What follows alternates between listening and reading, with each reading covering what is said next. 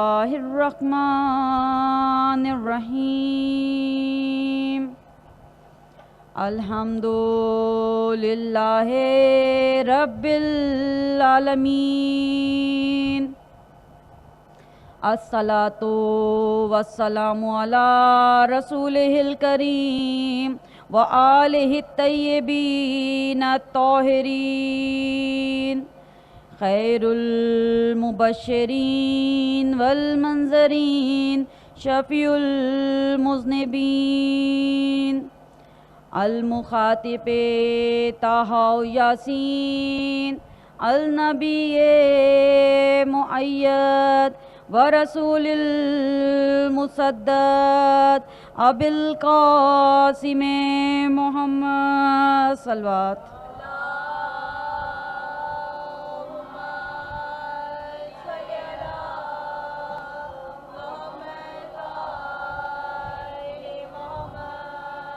وآلہ الطیبین الطاہرین المعصومین المظلومین ولعنۃ اللہ علی اعدائہم اجمعین من یومنا ھذا الی یوم الدین اما بعد فقد قال اللہ تبارک و تعالی فی کتاب المبین وہو اصدق الصادقین انما یرید اللہ لیذھب عنکم الرجس اہل البیت ویطہرکم تطہیرا صلوات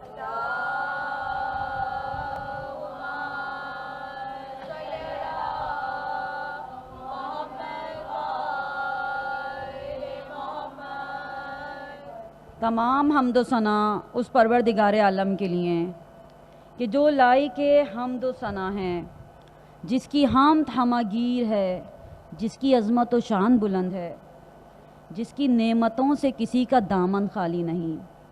تمام حمد و ثنا اس پروردگار عالم کے لیے ہیں کہ جس نے حمد کو اپنے ذکر کا افتتاحیہ قرار دیا۔ بے شک بابرکت ہے وہ پروردگار کہ جس کی ذات تک ہمتوں کی بلندیاں پہنچ نہیں سکتیں اور عقل و فہم کی ذہانتیں اسے پا نہیں سکتیں۔ شکر ہے اس خدا کا کہ جو اپنے فضل و کرم کا دامن پھیلائے ہوئے ہے اور اپنے جود و عطا کا ہاتھ بڑھائے ہوئے ہے۔ لاکھوں درود و سلام ہوں حضرت محمد مصطفیٰ صلی اللہ علیہ وآلہ وسلم پر۔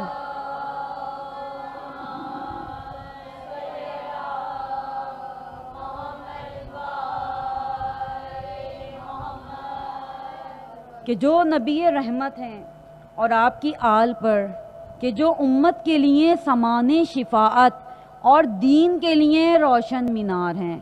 بے شک یہ محمد و آل محمد ہی وہ ہستیاں ہیں کہ جنہیں پیدا کرتے ہی خود پیدا کرنے والا درود میں مصروف ہو گیا۔ درود بھیجیں محمد و آل محمد کو۔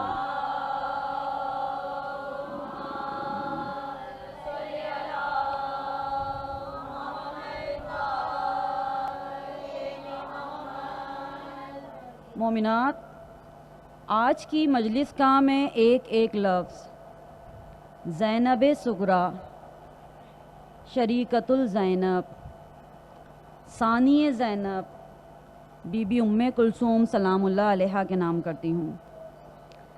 دیکھیں 18 ربیع الاول کا دن اپنی قسمت پر کتنا ہی ناز کیوں نہ کرے کم ہے، کیونکہ اس دن آغوش جناب سیدہ میں جناب ام کلثوم تشریف لائیں۔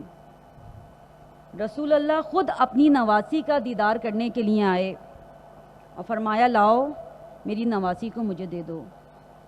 جیسے ہی چہرہ انور پر نظر کی فرمایا فاطمہ تم میرے چمن کا پھول ہو اور یہ تمہارے چمن کا پھول ہے۔ فاطمہ یہ پھول کس قدر پیارا ہے۔ فاطمہ یہ بیٹی صحیفہ ہے مودت ہے، یہ بیٹی تحفہ ہے ایزدی ہے، یہ بیٹی زینب کی دست راز ہوگی، یہ بیٹی زینب کی قائم مقام ہوگی۔ اور عزاداران امام، یہ کہنے کے بعد رسول خدا نے اپنا رخسار اس بچی کے رخسار پر رکھ دیا اور اس قدر روئے کہ ریش مبارک آنسوؤں سے تر ہو گئی۔ جناب فاطمۃ الزہرا نے دیکھا تو فرمایا بابا جان یہ تو خوشی کے لمحات ہیں اور آپ اشک بار ہیں۔ فرمایا اے بیٹی میں آج کے دن پہ نہیں رو رہا بلکہ میرے رونے کا سبب اس بچی کے وہ مصائب ہیں کہ جو اس پر ڈھائے جائیں گے، تو بس جو بھی اس بچی کے مصائب کو یاد کر کر روئے گا اس کو اتنا ہی اجر و ثواب دیا جائے گا کہ جتنا امام حسین کے غم میں رونے والوں کو دیا جائے گا۔ درود بھیج دیں محمد والے محمد پر۔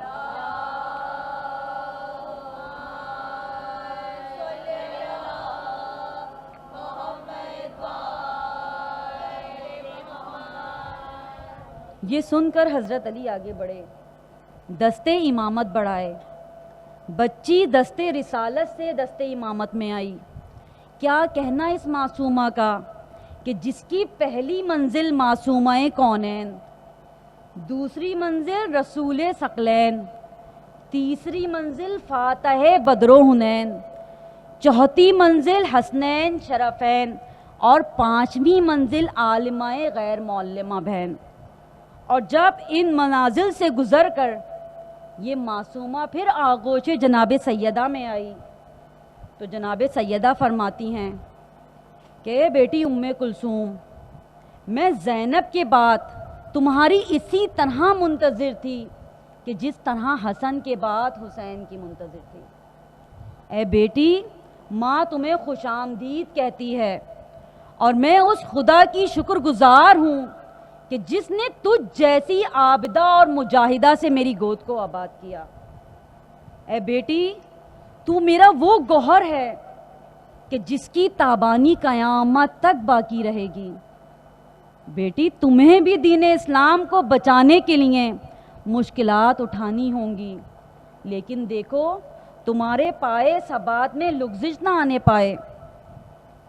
یہ کہنے کے بعد جناب فاطمۃ الزہرا کی آنکھوں میں آنسو آ گئے، فرمانے لگی ہیں بیٹی یہ میری وہ وصیتیں ہیں کہ جو میں نے زینب کو بھی کی تھیں اور تمہیں بھی کر رہی ہوں۔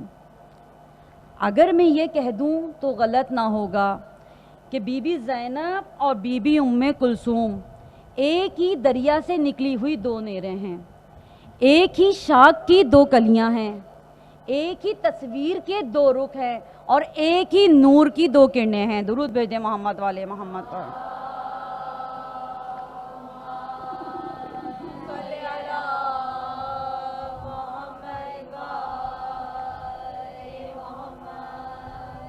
بس جناب ام کلثوم نے ایسے گھرانے میں آنکھ کھولی کہ جو عظمتوں کی نورانی قندیلوں سے منور تھا، عصمت اور طہارت کی پروردہ جناب فاطمۃ الزہرا کی آغوش نصیب ہوئی اور علم کا فیض باب مدینۃ العلم سے حاصل کیا اور پھر معنوی لطافتوں سے بہرہ ور ہونے کے لیے حسنین شرفین اور عالمہ غیر معلمہ کا ساتھ ملا۔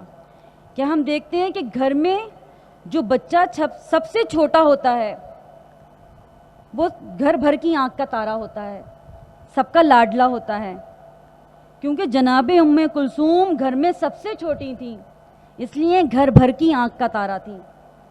اور یوں بھی زہرا اور اولاد زہرا کا ناز بردار تو خود خدا رہا ہے۔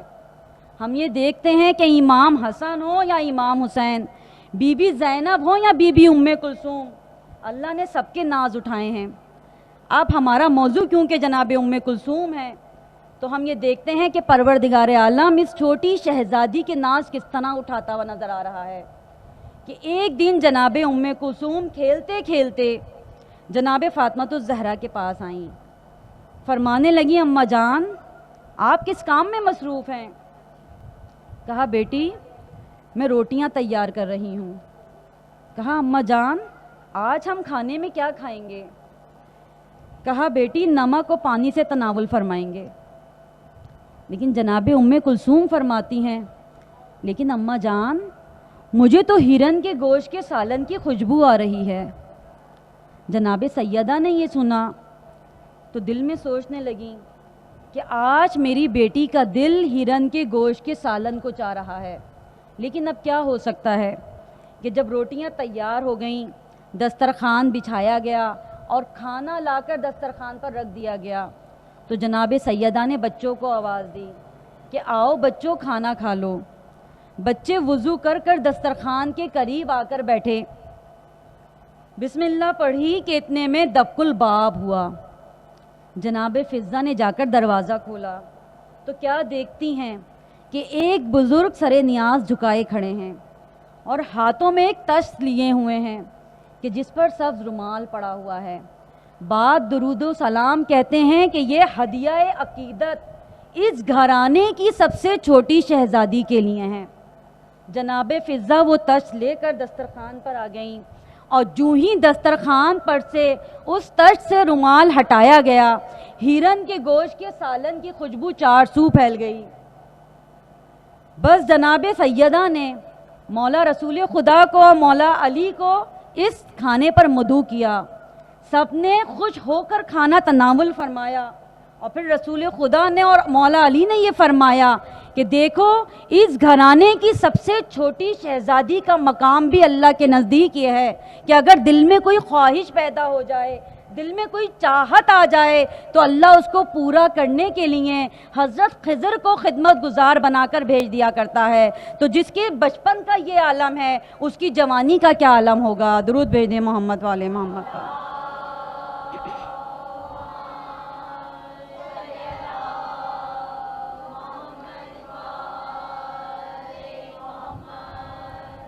اور اگر ہم جناب ام کلثوم کی معرفت الہی دیکھیں تو ہم یہ دیکھتے ہیں کہ طفلی میں بھی اتنی معرفت الہی رکھتی ہیں کہ تاریخ نے لکھا کہ جب جناب سیدہ رات کو نماز کے لیے اٹھا کرتی تھیں تو جناب ام کلثوم 2 برس کی تھیں، بستر پر کروٹ لیتی تھیں اور یہ محسوس کر لیا کرتی تھیں کہ ماں موجود نہیں ہے، بستر سے اٹھ جاتی تھیں، وضو کرتی تھیں اور ماں کے ساتھ شریک نماز ہو جایا کرتی تھیں، قیام کے ساتھ قیام کیا کرتی، رکوع کے ساتھ رکوع کرتی، سجود کے ساتھ سجود کیا کرتی تھیں۔ کہ ایک دن ایسا ہوا کہ جب جناب سیدہ نماز کے لیے اٹھیں، جناب ام کلثوم نے کروٹ بدلی، ماں کو نہ پا کر وہ بھی شریک عبادت ہو گئیں۔ کافی دیر تک قیام، رکوع و سجود کا سلسلہ چلتا رہا۔ جب جناب سیدہ نے نماز ختم کی تو انہیں اپنی چھوٹی شہزادی پر اس قدر پیار آیا کہ بار بار سینے سے لگاتی جاتی تھیں اور پیار کرتی جاتی تھیں کہ اسی دوران جناب ام کلثوم کے سر سے چادر سے رکھ گئی۔ جناب ام کلثوم فرمانے لگی، اماں جان بارگاہ خداوندی میں میرا سر برہنہ ہو گیا۔ جناب سیدہ نے یہ دیکھا کہ اتنی طفلی میں پردے کا اتنا احساس ہے، بس آنکھوں میں آنسو آ گئے۔ جناب ام کلثوم فرماتی ہیں کہ اماں کیا مجھ سے کوئی غلطی ہو گئی؟ کہا نہیں بیٹی، غلطی کوئی نہیں ہوئی، مجھے تم نے نہیں، مجھے کربلا نے رلا دیا۔ آج ذرا سی چادر تمہارے سر سے سرک گئی اور تم اتنا پریشان ہو گئیں۔ ایک وقت ایسا آئے گا کہ جب یہ امت تمہیں سربرہنہ رسن بستہ کر کر درباروں بازاروں میں پھرائے گی تو اس وقت کیا کرو گی؟ جناب ام کلثوم نے فرمایا کہ اماں جان جس کے حسن و حسین جیسے بھائی ہوں، کسی کی کیا مجال ہے کہ میرے پردے پر ہاتھ ڈالے۔ لیکن عزاداران امام، کیونکہ یہ گھرانہ وہ گھرانہ ہے کہ ہم یہ دیکھتے ہیں کہ اس در پر آ کر اگر کوئی اپنا دامن پھیلا دے تو دامن اتنا بھر دیا جاتا ہے کہ اسے کسی اور کے دروازے پر جانے کی حاجت نہیں ہوتی۔ کہ تاریخ نے لکھا کہ شام میں ایک عورت ناصرہ رہا کرتی تھی، وہ اپنی غربت کے ہاتھوں بہت پریشان تھی اور لوگوں سے یہ کہتی پھرتی تھی کہ دنیا میں کوئی ایسا گھرانہ ہے جو میری غربت کو دور کر دے۔ جب ایسا اس نے کئی لوگوں سے کہا تو جب ایک بندے سے کہا تو اس نے کہا تم مدینہ چلی جاؤ اور وہاں رسالت کی کڑی امام حسین سے جا کر ملو، وہ تمہیں کیا تمہاری نسلوں کی غربت کو دور کر دیں گے۔ بس ناصرہ نے یہ سنا تو اپنے 10 سالہ بیٹے کو لے کر مدینے پہنچی، اور جو ہی قریب خانہ ہوئی دیکھا کہ ایک شیر سا جوان برآمد ہوا۔ کہا کیا ضرورت مند ہو؟ کہا ہاں ضرورت مند ہوں۔ کہا تم اندرون خانہ چلی جاؤ اور اپنے بیٹے کو میرے ساتھ کر دو۔ وہ کہتی ہے میں اندرون خانہ گئی تو وہاں ایک کنیز مجھے اندر لے گئی۔ میں نے دیکھا کہ ایک تخت بچھا ہوا ہے اور اس پر 2 بیویاں تشریف فرما ہیں، اور ان کے چہرے سے ایسا نور ساطع ہے کہ میں نے ادب سے ان کو سلام کیا۔ میں نے اس کنیز سے پوچھا یہ کون بیویاں ہیں؟ تو بتایا گیا کہ یہ رسول کی نواسیاں بی بی زینب اور بی بی ام کلثوم ہیں۔ پھر تھوڑی دیر کے بعد بی بی زینب نے فرمایا کہ اے فضہ، جاؤ جناب عبداللہ سے کہو کہ جو وہ یمن کی چادریں لے کر آئے تھے وہ بھیج دیں۔ یمن کی چادریں بھیجی گئیں۔ جناب زینب نے اپنی طرف سے وہ تمام چادریں ناصرہ کو دے دیں۔ پھر بی بی ام کلثوم مخاطب ہوتی ہیں کہ اے فضہ، جاؤ عباس سے کہو مدینے میں جو بازار ہے وہاں جتنے بھی بچوں مردوں اور عورتوں کے کپڑے ہیں وہ خرید کر لے آئیں۔ جناب عباس گئے، سارے کپڑے خرید کر لے آئے اور لا کر جناب ام کلثوم کی خدمت میں رکھ دیے۔ جناب ام کلثوم نے اپنی طرف سے ناصرہ کو وہ ہدیہ کر دیے۔ پھر ناصرہ کہتی ہے کہ ایک تیسری بیوی آگے بڑھی اور کہنے لگی کہ یہ بادشاہ کی بیٹیاں ہیں، یہ میری آقا زادیاں ہیں، اگر برا نہ مانو تو جو میں دوں وہ بھی قبول فرما لو۔ یہ کہنے کے بعد اس بیوی نے اپنے گلے سے سچے موتیوں کا ہار اور اپنے گوشوارے مجھے ہدیہ کر دیے۔ میں وہ سب سمیٹ کر جب باہر نکلی تو بیٹے کو اپنا منتظر پایا۔ میں نے بیٹے سے پوچھا کہ تمہیں کیا ملا؟ تو بیٹا کہنے لگا جب میں اندر گیا تو ایک ایسا نور ساطع تھا کہ میں نے جھک کر انہیں سلام کیا اور ادب سے کھڑا ہو گیا۔ انہوں نے فرمایا اپنی جھولی آگے کر دو۔ میں نے اپنی جھولی آگے کی، انہوں نے اپنے قدموں کی خاک اٹھا کر میری جھولی میں ڈال دی۔ اب جو میں نے جھولی میں دیکھا تو ریت کا ریزہ ریزہ سونا بن چکا تھا۔ بس وہ میں سب لے کر باہر آ گیا۔ دونوں ماں بیٹے شام روانہ ہو گئے۔ کہا جاتا ہے کہ سونے سے انہوں نے تجارت شروع کی، اور ایسی تجارت کی کہ 10-12 سال میں اتنی ترقی کر گئے کہ خدمت گار غلام و کنیزیں رکھ لیں، محل میں رہنے لگے۔ کہ ناصرہ کا بیٹا ایک دن بازار دیکھنے کے لیے نکلا تو اس نے دیکھا بازار بڑا خوبصورتی سے سجایا جا رہا ہے اور آئینہ بندی کی جا رہی ہے اور لوگ لباس عید پہنے ہوئے ہیں۔ تو اس نے اپنے دل میں یہ سوچا کہ عید تو رمضان کے بعد آتی ہے، یہ کون سی عید منائی جا رہی ہے؟ بس آگے بڑھ کر کسی سے پوچھا کہ آج کون سی عید منائی جا رہی ہے جو لوگ لباس عید پہنے ہوئے ہیں؟ لوگوں نے اسے بتایا کہ ایک باغی نے یزید کے خلاف آواز بلند کی تھی، اس کو اور اس کے ساتھیوں کو قتل کر دیا گیا ہے، ان کے سر نیزوں پر بلند کر کے لائے جا رہے ہیں اور ان کے ساتھ ان کے اہل حرم بھی ہیں۔ بس اس کا یہ بیٹا سن کر فوراً گھر میں آیا اور سارا ماجرا اپنی ماں کو بیان کیا۔ ناصرہ کہتی ہے میں باہر آئی تو میں نے عجبی ماجرا دیکھا کہ بے کجاوا اونٹوں پر بیبیاں آ رہی تھیں۔ میں نے کنیز سے کہا کہ یہ سواریاں رکائی جائیں تاکہ میں پوچھوں یہ کون ہیں جو دروں تماچوں کی زد میں ہیں کہ دنیا والوں نے ان کا تماشا بنا رکھا ہے۔ بس درہم دینار دے کر سواریاں روکی گئیں۔ ناصرہ کہتی ہے میں آگے بڑھی اور میں نے ایک بی بی سے پوچھا کہ تم کہاں کی رہنے والی ہو؟ اس بی بی نے جواب دیا کہ میں مدینے کی رہنے والی ہوں۔ بس مدینے کا نام آیا، ناصرہ کی آنکھوں میں آنسو آ گئے۔ وہ بی بی کہنے لگی ہے ناصرہ اے بی بی تو کیوں روتی ہے؟ کہا مجھے مدینہ یاد آ گیا، دعا کرو کہ میرا پھر مدینہ جانا ہو اور میں اپنی شہزادیوں بی بی زینب و ام کلثوم سے ملوں۔ بس وہ بی بی کہتی ہے بی بی کیا اپنی شہزادیوں کو پہچان لے گی؟ کہا ہاں میں نے ایک مرتبہ ان کو دیکھا تھا، اب دیکھوں گی تو پہچان لوں گی۔ بس یہ سننا تھا کہ بی بی زینب نے چہرے سے بالوں کو ہٹایا، کہا اے ناصرہ میں ہی تیری شہزادی زینب ہوں اور وہ ام کلثوم ہے۔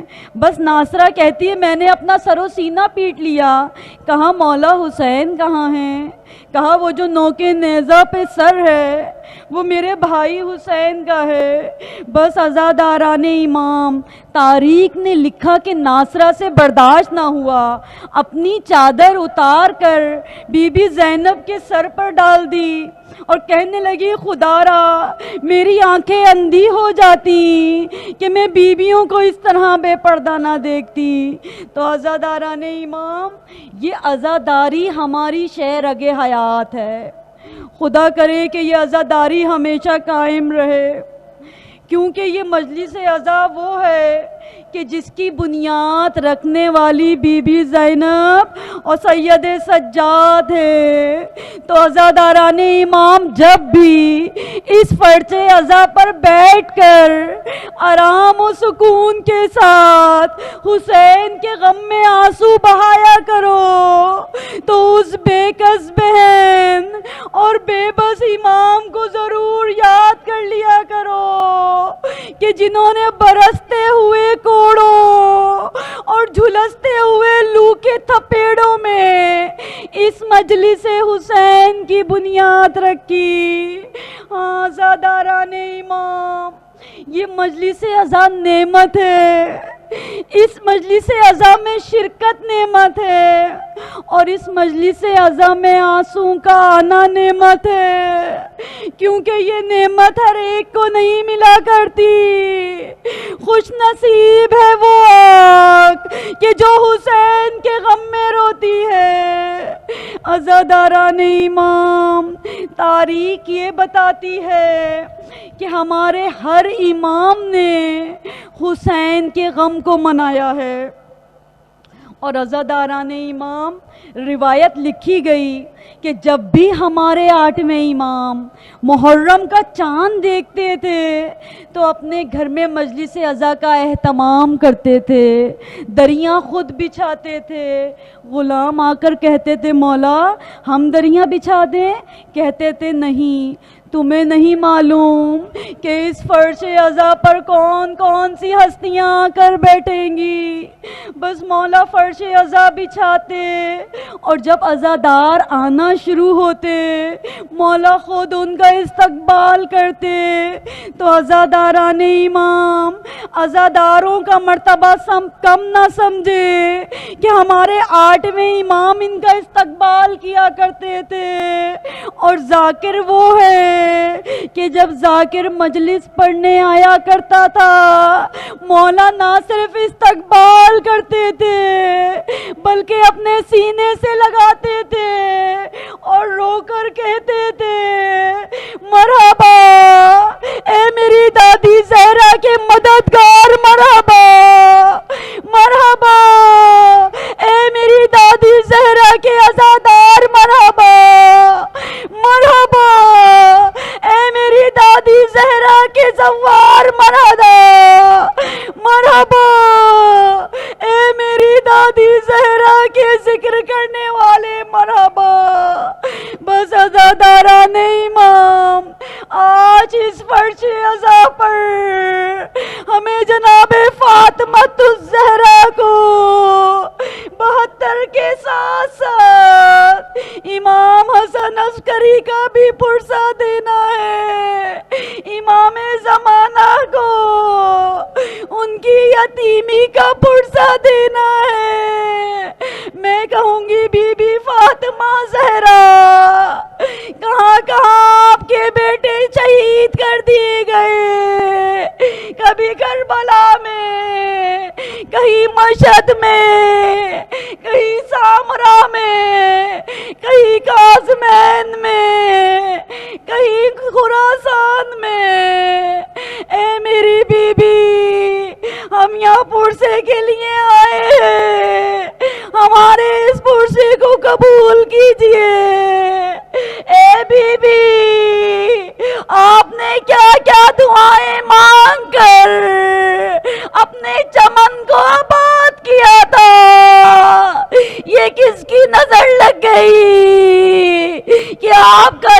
ایمان اجڑ گیا.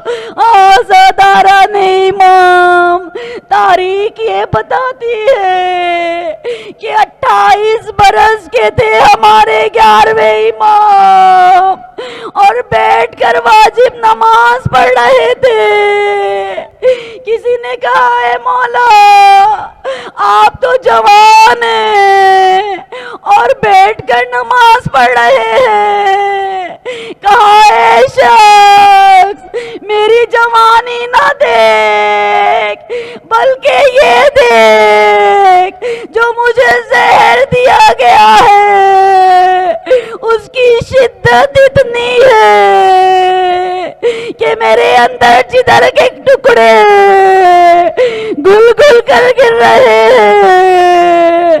بس عزاداران امام ہمارے 11ویں امام کو زہر دے کے شہید کیا گیا. اس وقت ہمارے امام زمانہ کی عمر 5 برس کی تھی. میں کہوں گی امام زمانہ اپنی یتیمی کا پرسہ قبول کیجئے. میں کہوں گی امام زمانہ آپ خوش نصیب تھے کہ اپنے بابا کی نماز جنازہ پڑھائی اور وہ میرے بیمار امام جو بابا کے لاشے سے یہ کہتے ہوئے چلے تھے اے بابا میں بہت مجبور ہوں کہ آپ کو کفن نہ دے سکا. آزاداران امام اسیروں کا یہ قافلہ مدینے آ گیا. بی بی زینب روضہ رسول پر آئی. کہا نانا زینب لٹ کر آئی ہے. نانا جب پردیس سے آتے ہیں تو سوغات لاتے ہیں. نانا میں سوغات لائی ہوں. یہ کہہ کر حسین کا خون بھرا کرتا روضہ رسول پر ڈالا. رسول کا روزہ لرز گیا. کہا نانا آپ سے یہ کرتا برداشت نہ ہوا. زینب 70 قدم کے فاصلے سے بھائی کا سر کٹتے ہوئے دیکھ کر آئی ہے. بس عزاداران امام بی بی زینب بھائی کے گھر آ گئی. سب پرسہ دینے آ رہے ہیں. سب کا پرسہ قبول کر رہی ہے. سب کو پرسہ دے رہی ہے کہ جناب عبداللہ نے بلاوا بھیج دیا کہ سید سجاد بی بی زینب سے کہو کہ اب اپنے گھر واپس آ جائے.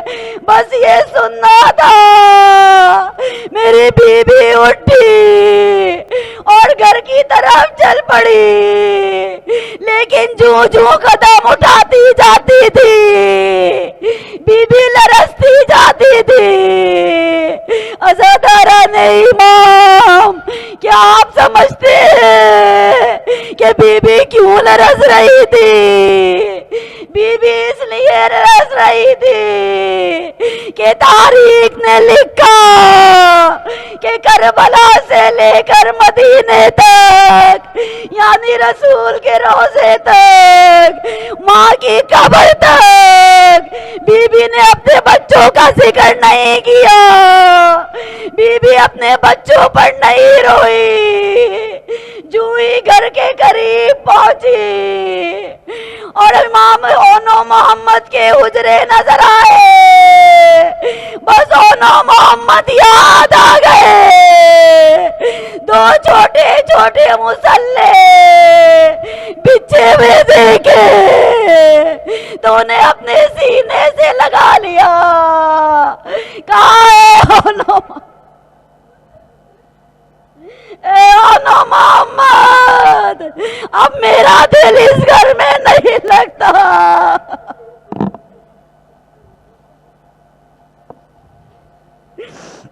اتنے میں جناب عبداللہ تشریف لے آئے. کہا ہے ضعیفہ تو کون ہے؟ ابھی میری زوجہ گھر میں نہیں ہے، بس یہ سننا تھا. بی بی زینب نے دونوں ہاتھ سر پر رکھ لیے. کہا ہے عبداللہ زینب کو نہیں پہچانا؟ اے عبداللہ میں زینب ہوں.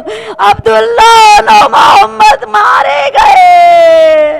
بس یہ سننا تھا کہ تاریخ لکھتی ہے جناب عبداللہ گر گئے، پھر اٹھے، پھر گر گئے. جناب زینب کہتی ہے عبداللہ بچوں کی شہادت برداشت نہ ہوئی.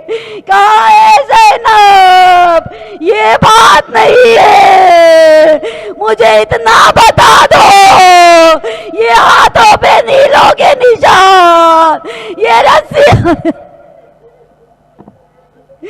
رسیوں کے نشان کیسے؟ کہا ہے عبداللہ زینب سر برینا رسن بستہ درباروں اور بازاروں میں پھر کر آئے.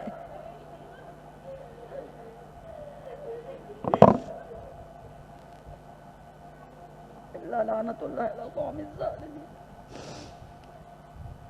بی بی ہمارے اس کلیل پرسے کو قبول کیجئے. اگر اگلے برس زندہ رہے تو پھر یہ غم کریں گے، اور اگر چل بسے تو ہمارا سلام آخر ہے.